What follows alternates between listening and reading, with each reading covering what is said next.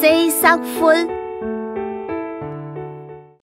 一个层层无云的无垠田，天空洒出一头岩浪，一浪大看的草山尖，一只石头站那下山，都好听到山路顺。然后大把有人行过来，总会到石头上坐坐啊。一日早晨，行到一个石上，佢看到石頭木竹葉劍，右手騎定粗嘅，左手騎定脆嘅，睇啲靠聲音咯，老石頭掉咗一陣師傅咧。今日暗部，牛嫩色嘅月光像水從穹樣，側側飛到師傅嘅身後。四圍獻上一套鋼鉗，前唱幾多吸收月光嘅力量。天陰日臨天光以前，第一套日頭光就講師傅你嘅面，師傅你忽然間扯起松樹，在空度發出一聲長長嘅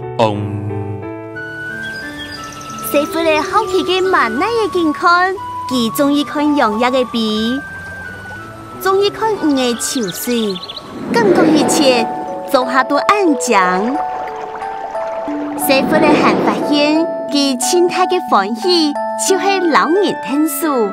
天時熱，日頭爛，有乜人行出鬼石看，聽那小碌碌嘅師傅咧，會伴路人層層嘅清涼。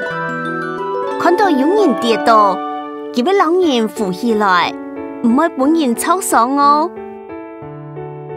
有一日，師傅發現啲草墩地度，一隻師傅哩表面嘅向前走，後背聽見3個人影，原來係3個獵人啲嘅腳師傅哩。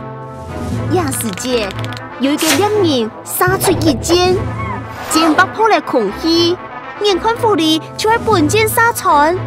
突然間，空氣當中結的變樣，箭聽到空中紅出無痛，兩面接定用岩石搭箭來攻，師傅的手一變，3個獵人跌向下，師傅的轉那身，看到師傅的走入嘅森林，樹葉落青，太色紛紛，師傅的喺啪啪嘅世界中。點點看到一隻紅紅嘅身影，佢係一粒燈影下嘅樹頭。斜梯地度行來一隻狐狸，就係師傅哩叫過嘅幾隻師傅哩。師傅哩啲嘅潛東時時，佢打起樹頭嘅主意。忽然間跳出另外一隻狐狸，砸定佢嘅面，兩隻狐狸兩張嘴，一粒樹頭愛本萬人咯。唔聽我一腳。挨彈一拳，逼到長樹頭打到亂糟糟。師傅嘅老狐狸來開，對佢哋講：唔得兩個唔好鬧，係唔係想食樹頭啊？兩隻狐狸暗下頭，師傅嘅沙定講：挨老樹頭本唔得，一殺本一半，但係唔得愛答應挨一隻條件。兩隻狐狸做下緊暗頭，師傅嚟講：條件當簡單，就係平挨搞。兩隻狐狸講：先食飽，再過來搞好冇啊！師傅嚟暗下頭，師傅嚟暗時一口挨一口，老樹頭吞到都是地度。